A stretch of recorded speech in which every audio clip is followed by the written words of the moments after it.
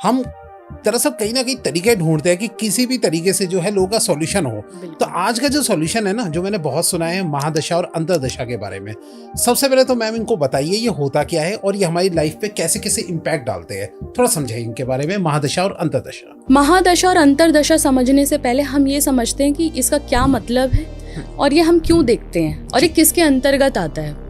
तो सबसे पहले ये समझते हैं कि ये किसके अंतर्गत आता है। ज्योतिष विज्ञान के अंतर्गत इसको देखा जाता है। और ज्योतिष विज्ञान है क्या?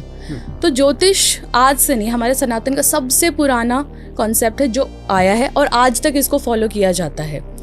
तो ज्योतिष में क्या देखते हैं कि मैं हूँ, मेरा जन्म कहाँ हुआ, किस समय हुआ और उसकी तारीख क्या थी। इसी के अंतर्गत ये चीजें देखी जाती हैं। चाहे कोई भी पर्सन हो, अपनी कुंडली रीडिंग के लिए यही 3 चीज देता है, ठीक है। तो उसमें हम सबसे पहले दिया मैंने अपना date of birth. Date of birth में जन्म तिथि, समय और दिया प्लेस। वो चार्ट खुल गया।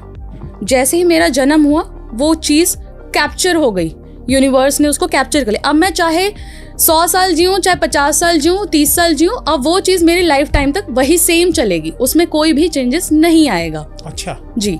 तो आज मैंने जैसे आपको ये चीज बताई कि कोई भी पर्सन, सपोज करिए कोई XYZ पर्सन आते हैं मेरे पास और उन्होंने मेरे को बोला कि मैम मेरे साथ ये प्रॉब्लम है, ये प्रॉब्लम चल रहा है, इसका मैं क्या करूं कि मेरे सपोज फाइनेंशियल्स की प्रॉब्लम है, फाइनेंशियल इश्यूज हैं उनके साथ। उन्होंने अपना मेरे को डेट ऑफ बर्थ दिया, टाइम दिया और प्लेस दिया। मैंने कुंडली ओपन करी, चेक करना स्टार्ट किया। तो उसमें सबसे पहले ये देखा जाता है कि कौन सा ग्रह और कैसा उस पर इम्पैक्ट डाल रहा है। और सबसे पहली चीज, हमने ये सारी चीजें चार्ट की रीडिंग की करते वक्त हम उनकी डिग्रीज चेक करते हैं। अच्छा। हर एक ग्रह की एक डिग्री होती है, वो कम या ज्यादा होती है। अगर कम है तो वो जितना उसको इफेक्ट देना चाहिए था वो उतना इफेक्ट नहीं दे पाता है। ओके। तो इसलिए उसकी डिग्री को बढ़ाने के लिए, उसका पूरा प्रॉपर काम करने के लिए कई बार ज्योतिषाचार्य होते हैं, वो कुछ अंगूठियां पहना देते हैं रेमेडी में। जैसे कुछ लोगों को सपोज करिए हेल्थ इश्यूज है तो उनको कहते हैं कि आप मूंगा पहन लो। हाँ जी। लाल रंग का स्टोन होता है जिसको कहते हैं मूंगा पहन लो। स्टूडेंट लाइफ में जो लोग होते हैं उनको पन्ना पहना दिया जाता है जिससे उनका फोकस एंड कंसंट्रेशन इंप्रूव हो। तो इस तरीके से अगर डिग्री वीक है तो उनकी डिग्री को उतनी पावर देने के लिए स्टोन्स की रेमेडी ज्योतिष विज्ञान वाले देते हैं। लेकिन हम सबसे पहले ये समझने की कोशिश करते हैं कि जैसे आपने पूछा महादशा और अंतर्दशा क्या है। तो हर एक ग्रह का एक टाइम फ्रेम है। अच्छा। वो लंबे समय तक रहता है महादशा के अंदर, लेकिन अंतर्दशा के अंदर वो चेंज होता रहता है। सपोज करते हैं केतु 7 साल के लिए आता है। केतु का जो टाइम फ्रेम है वो 7 इयर्स का है।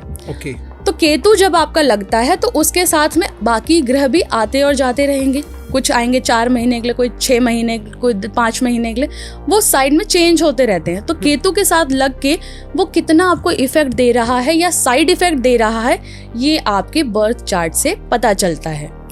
इसलिए जैसे सपोज करते हैं केतु में क्या होता है, डिटैचमेंट लाता है केतु। केतु डिटैचमेंट लाता है। केतु आपको स्पिरिचुअली एक्टिव करता है। केतु के और भी बहुत सारे बेनिफिशियल भी हैं। अब डिटैचमेंट अच्छा भी है और खराब भी है कि आपको ये आगाह करा रहा है कि ये सब जो चीजें आप देख रहे हैं ये सब टेम्परेरी है, ये सब मटेरियलिस्टिक वर्ल्ड है। उससे आपको एक्टिव करा रहा है कि आप इनमें मत जाओ, आप स्पिरिचुअली एक्टिव हो जी। डिटैचमेंट तो अच्छा भी है और खराब भी है, क्योंकि अगर आप गृहस्थ में हो तो आपको रिश्तों से भी मन उठने लगेगा अगर केतु आता है तो। लेकिन केतु का सबसे बड़ा जो है, मैं बताऊं अगर आपको, जो टाइम फ्रेम है, केतु या तो आपके जन्म के समय से लगता है या फिर बहुत लास्ट में लगता है। अगर किसी का केतु बीच में लग गया, मतलब आप ग्रोइंग एज पे हो या स्टूडेंट लाइफ में हो उस टाइम पे, या मैरिड लाइफ के बाद लगता है, तो वहाँ पे ये बहुत ही, मतलब आपको इसका जो रिजल्ट और बेनिफिट्स होते हैं ना, इट्स वेरी डिफरेंट। ये आता ही नहीं है, बहुत रेयरेस्ट ऑफ द रेयर होता है कि केतु आपके मतलब लाइफ स्पैन के बीच में आए। अच्छा। ये एंड में ही आता है या इनिशियली आता है? ओके। ये कैसे पता लगता है मैम कि कौन सा स्टेज आ गई? अब जैसे आप मेरे पास सपोज करते हैं अपनी कुंडली रीड करवा रहे हैं, कुंडली रीडिंग में मैंने देखा कि अभी आपकी दशा चल रही है शनि की या बुध की।